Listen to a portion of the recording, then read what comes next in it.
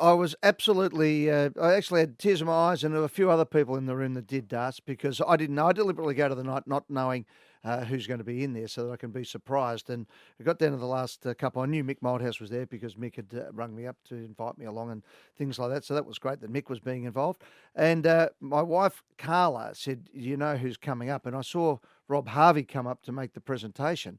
And as soon as she said that, I said, "Not Barks, is it?" And she'd obviously found out what was going on. And it was a really touching moment because the legacy of Trevor Barker is not just as a footballer, it is of a ripping bloke in football.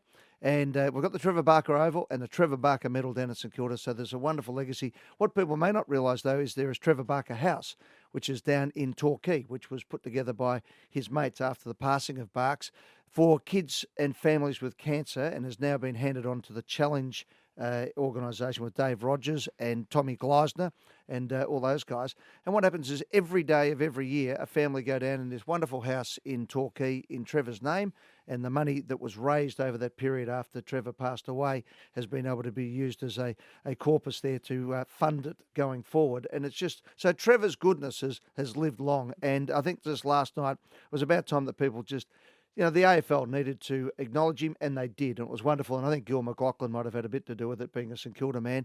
But what people don't realise about Trev, he was offered money to go everywhere. When Carlton was throwing the money around, left, right and centre, Barks got up one night at the Best and Fairest, and he won a car. And as he walked up, the word was he was going to be going to Carlton and been offered the big money. And Lindsay Fox was president at the time.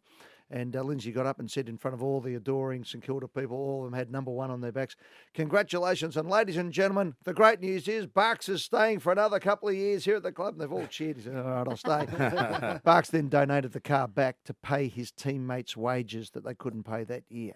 And he did that time and time again. He was an amazing guy. He was one of those guys. He was a superstar. He was the greatest playboy superstar in football at the time. First bloke, it was last night to Danny Frawley said it, and I laughed because it was my experience as well. It's the first bloke I ever saw in the flesh in leather pants. Barks walking out. I saw at Arden Street of all places, coming out of the St Kilda rooms.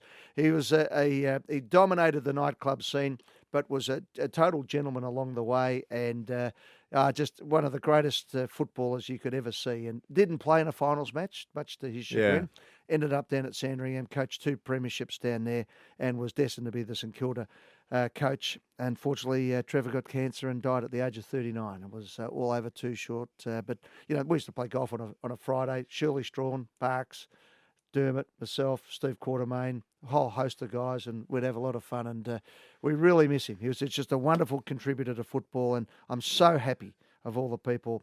No, equally of all the people, but for Barks and his family to be recognised last night. I love today reading the papers, Will, because you actually go back and read these great football stories. We need to tell more of these brilliant stories. There's an article on Matt Robinson's got today on Norma, his 91-year-old mother, and we need to celebrate the great things. We tell so many stories all the time about someone who's about to get sacked or removed from the game. At the end of the day, it's fun. Footy's just a great industry. So well done to everyone involved in the Hall of Fame last night. And Mark Robinson's probably suffering, I think, at times from what a lot of us do, is you're working too many things. When Mark sits down and actually goes out and does an interview, as he's done with Norma Barker, which is on page 84 of the Herald Sun today, just read. If you've got a chance today, read the story.